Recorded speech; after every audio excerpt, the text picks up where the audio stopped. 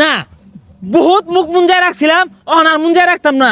কইবামি আমি এই যে মানবতার ফেরিওয়ালা যে কয়েকটা আছে, হ্যাঁ মানবতার ফেরিওয়ালা না কি জানি হরেক মালওয়ালা যে আছে, এরা যে সদ্য বেশি যে এরা বাপটা ধরছে কো খালি বন্যা হইলে ওদের খবর দিও। এইটা যে রক্তের বন্যা বয়ে যেতেছে ওটার ওর খোঁজ নাই, রাগটা উঠতেছে, তুমি রাহিরো না কিছু কইও না।